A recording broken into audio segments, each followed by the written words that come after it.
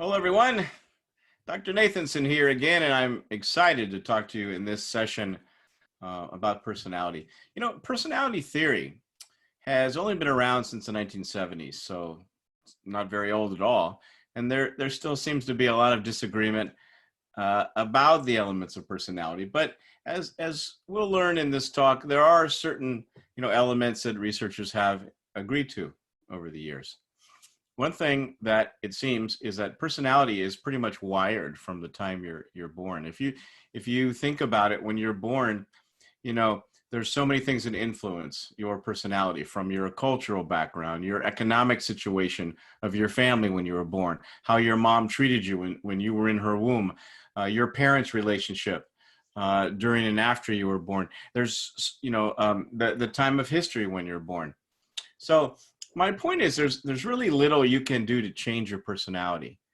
So you should accept yourself. You should accept your personality. If you're a shy, introverted person, love that about yourself.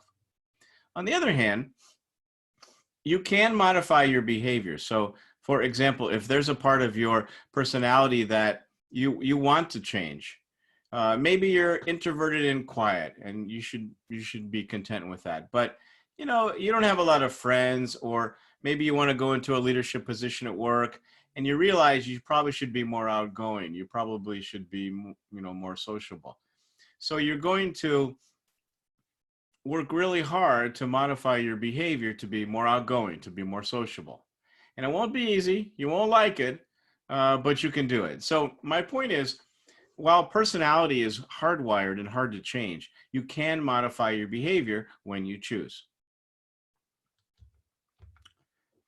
So in order to understand others, of course, it's important to become, more and more self-aware to understand ourselves. But personality is about really developing, insight into both our behavior and other people's behavior, and to be able to respond, in effective ways. So understanding personality, understanding people, it's about having, what I call insight. And then, you have better relationships with people. All right, so personality, what is it? It's who you are and why you behave the way you do. It's that simple and it's that complex. This is why you can no longer, after this talk, say to a friend or a spouse or a significant other, why can't you just be like this person? Because they can't. They're who they are. We're all very special and very unique. And so personality is who you are and why you behave the way that you do. Personality is a combination of both physical and mental characteristics. Physical, how we look, how we speak, how we dress, how we walk, how we make decisions. All of that is part of your personality, and mental characteristics as well, which I'll talk a little bit more about that in a few moments. Personality, as I said earlier, is stable over time. It's stable over situations. It's also a result to some extent of habits of response, and that's the behavioral part. There are specific behaviors that align to pieces of our personality. I'll talk about this in a moment. And so after a while, we sort of become creatures of habit based on our personality. Where does personality come from? Generics. Some researchers suggest that, our personality comes from one of our dominant parent genes. So as I go through the different elements of personality in this talk, think about, what parent does this come from? If you're outgoing and extroverted, you think that comes from your dad, from your mom. If you tend to be pretty low in agreeableness, you're not a very flexible person. You're not a very agreeable person. Do you think that comes from your mom or your dad? And so genetics plays a lot into our personality. Our early life experiences affect our personality in the first few years of life, our family dynamics. And so what happens is when we come to work, as an example, all of us bring our individual unique personalities to work, which is great, but, this is why there can be conflict sometimes when we interact with each other.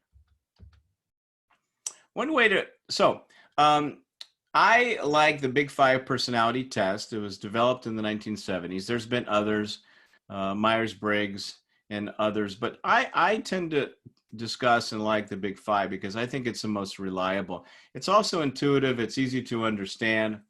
And I think it's been the most reliable. Maybe I said that. Anyway, one way to remember this after this session is just think of the word ocean: openness, conscientiousness, extraversion, agreeableness, and neuroticism. And I'm going to go through those. So as I go through and define each of the personality dimensions, I want you to think about a few things. Where do you think you fall on the dimension? So are you high? And I'll define what these means. Do you think you're high on the scale? Are you low on the scale? Are you in the middle? And are there elements of the scale that you would like to modify your behavior? And perhaps think about which parent, this personality trait came from. The first trait is conscientiousness. If you're high in conscientiousness, you tend to be a very kind of stable, organized, disciplined, systems thinking kind of person. You rarely make decisions without really thinking things through. If I went to your house and went into your closet, I'd probably find your shoes lined up perfectly, books on the shelf, perfect. If I went into your kitchen, there certainly isn't a dirty dish. The kitchen is clean before you leave it, no dirty dishes. In other words, you're a person that likes to kind of have everything together. And your personality traits, I should note here, are not good or bad. They're not right or wrong. They're just who you are. So if you're high in conscientiousness, you tend to be an organized person. You plan your day, work your plan. You're not going to find clothes on the floor, probably. You're going to make sure they're hung up. Okay, you get the idea. If you're low in conscientiousness, you tend to be more spontaneous. If somebody calls you up on a Sunday night, you're writing a paper and they say, hey, let's go to a party, and you haven't even started the paper, it's due the next morning, you're probably going to go because you're pretty spontaneous. If you're high in conscientiousness, you'd be like, you would think that through and think, well, if I go to this party, I'm not going to have time for my paper, therefore in the morning I won't have the paper. That will be a bad result. I'm not going to go to the party.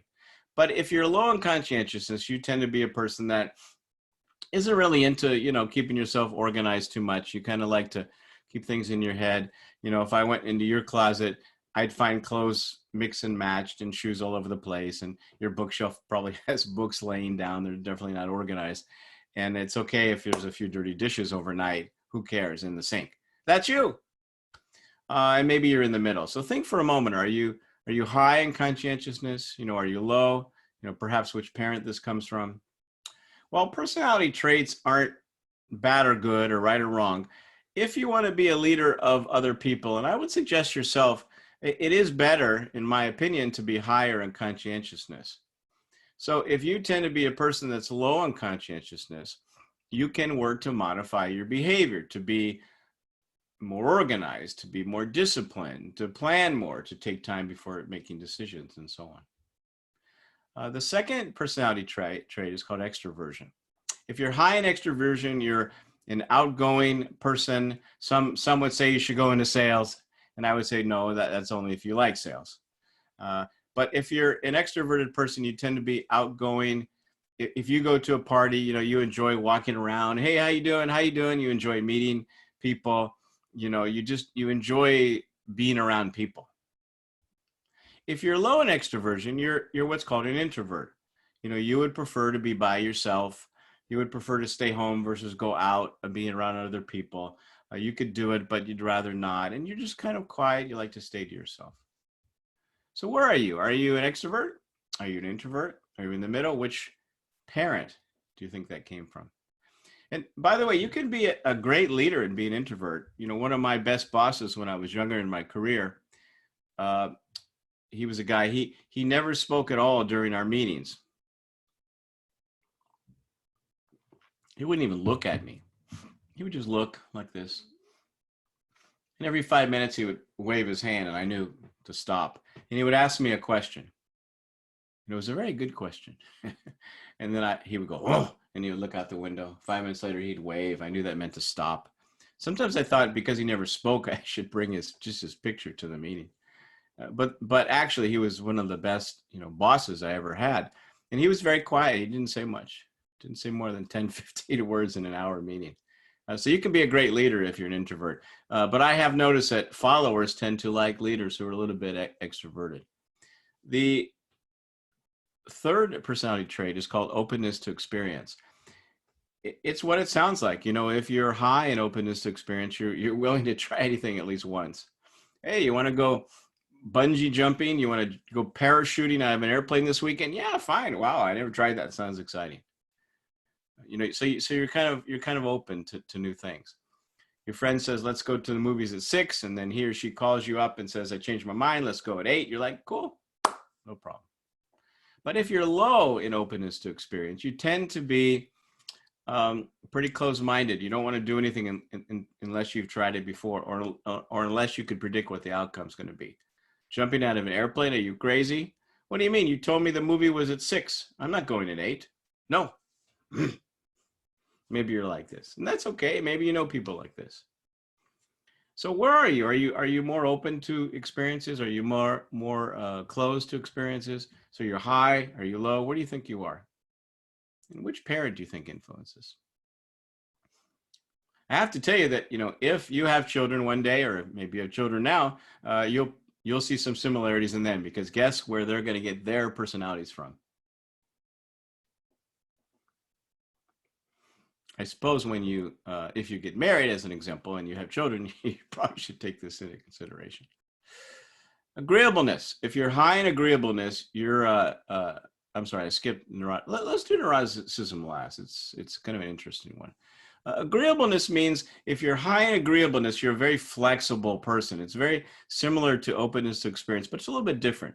If you're high in agreeableness, you're a person that is just flexible. You know, you don't need to always have your way. You're willing to change your mind. You're willing to go along with the crowd. You're just agreeable. You have a warm, friendly personality, which is good at work. I think that's one of the main attributes of a successful person at work is to have an agreeable personality. If you're low in agreeableness, it's kind of the opposite. You're kind of inflexible. You don't like to change your mind or do things differently once you've agreed to something, and so on. So take a moment and think, you know, where are you? And maybe which parent influenced that? My favorite is neuroticism. If you're high in neuroticism, if you're way at the top, you know, you tend to be a person that it's all about you. You don't really see other people. Someone's talking to you about something, and you interrupt them and start talking about yourself. Like your whole world is kind of centered around yourself. You tend to have not a lot of empathy for others. This is if you're at the top of the scale. And of course, there's dimensions. You tend to be, you worry a lot, and you stress a lot, and you're negative a lot, and you're sad, and you have a lot of anxiety, and you don't have a lot of feelings toward others. We could think of people like that. If you're low in neuroticism, and again, not bad or good or right or wrong, just who you are, you tend to be a pretty emotional, stable person. If you're high in neuroticism, you can be kind of unstable. You know, when in the morning you might be really happy, and in the afternoon you might be sad, and maybe depressed in the evening, and then excited again. You know, you have these waves of emotional stability. But if you're low in neuroticism, you tend to be an emotionally stable person throughout the day. And by the way, this is one I would also point out, that if you want to lead others, and of course we're always leading ourselves, it does help to be an emotionally stable person.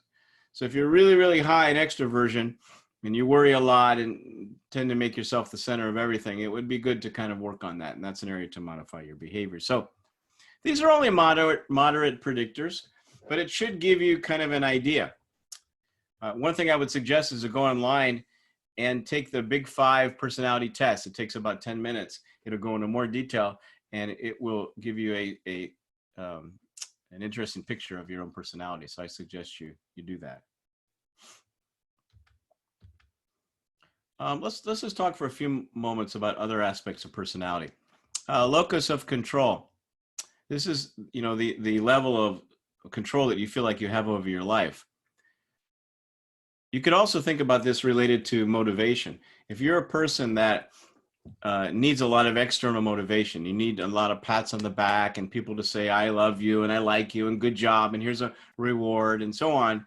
That is that is slightly related to your personality. You just tend to be more externally focused. If you're a person that relies more on internal motivation, which I think is healthy for you, more healthy, it'll last a lifetime. You don't have to depend on anyone. If you're internally motivated, you generate your own happiness, right? You don't really need any external rewards.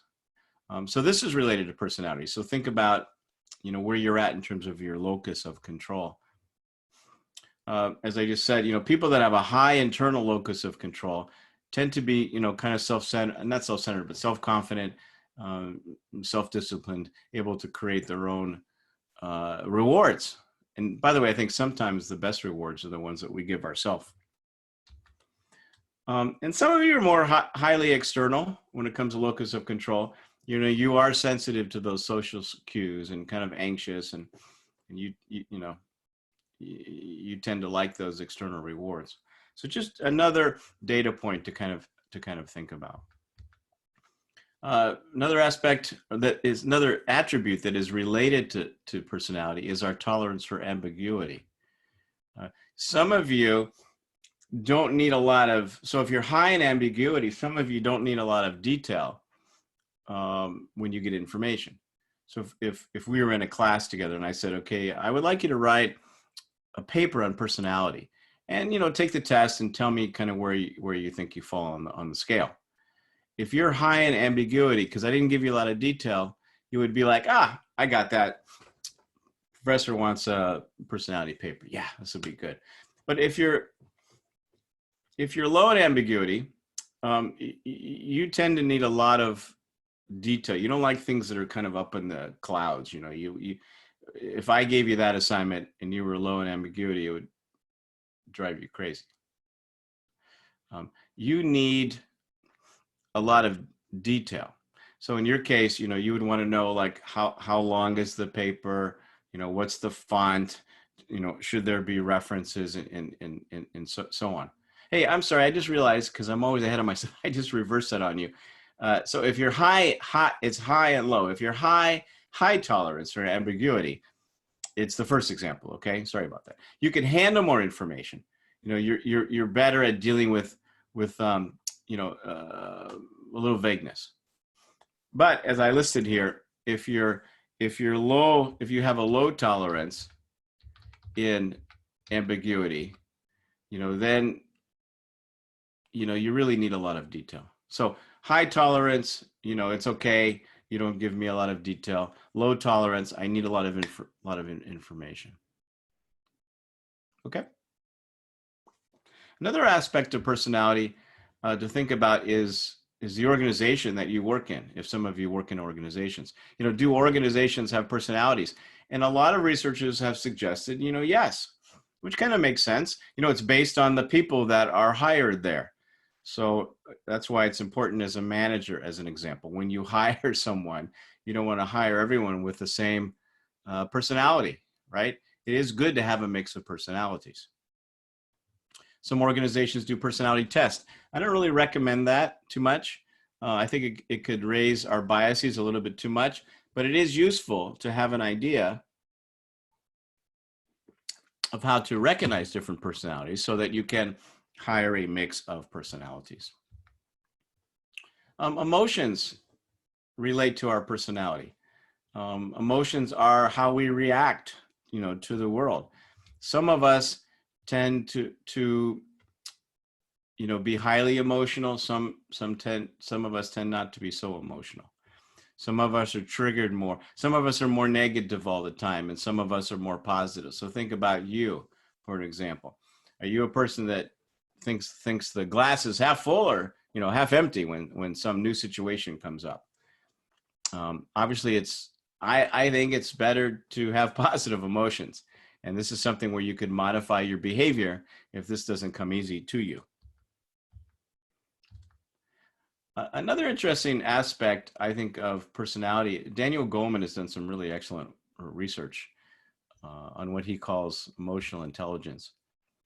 And he believes that emotional intelligence is a much better way to predict success than just, the standardized, outdated IQ test.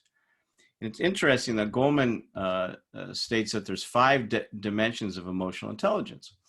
One is personal competence, the ability to be self-aware, self-regulated, internally motivated. So if you go back to what I mentioned earlier about why it's important to be, why it's helpful, I should say, to be higher in conscientiousness, as an example, to be emotionally stable. This allows you to be more self-aware. Goleman also says that, so it's self-awareness, self-regulation, motivation. And then he suggests that having empathy and social skills, which of course relate back to some of those scales we just talked about, are really important. So I agree with this. I think if a person really is self-aware and understands themselves, they're really better to function, in the world. So what can we learn from this? Well, personality is stable. It's very difficult to change. Don't expect to change your personality or someone else's personality. Just get to know their personality, and work with it. When we hire people, be cautious about labeling people. Try to hire people that are different, right? If someone, has, for example, an extroverted personality, don't just assume they're going to be good at things like sales. You have to ask them, would you enjoy this? And I say that because people tend to choose occupations that fit their personality without thinking through, but will I really like this work? When it comes to communication, coaching is so important to really understand and work with, differences in personality. We have to understand people. So the more we have transparent communication, the better. The more we can be coaches, for example, at work or with our kids or in our relationships. Coaching means to ask questions. It means to not ask leading questions, but to ask open-ended questions, to understand people, to ask questions to help guide people to where you want them to go. When it comes to diversity, we are all different and diverse, not just in, color, religion, race, creed, background, but in how we operate in the world, how we think, how we look, how we act, how we make decisions, and so on. And so I think it's so important as we hire diverse people, but really to get to know all these differences in people. We're all amazing. Also, the more we learn from one another, the more we understand one another, there will be less conflict. So, continue to work on developing, self-awareness. Who are you? I am a person who. How would you answer that question? And really start to understand how your personality affects others and other people at work. So if there's opportunities to modify your behavior, you can. I would focus not so much on personality weaknesses, but on personality strengths. Accept who you are and look for opportunities to develop. So I hope this gave you some ideas in this talk about personality. Most important is 3 things. One, I think, continue to learn more about who you are. You're a wonderful, special human being, and you really can't change your core personality. So appreciate it, work with it. Number 2, there are opportunities, however, in life to modify your behavior in areas where you want to, where you want to be more flexible or more sociable or more organized. And 3, realize that we're all different. And the more you get to know yourself, the more you'll get to work, you'll be able to understand others. So until next time, I hope you're having a great evening or night. I'll see you in class real soon. Take care.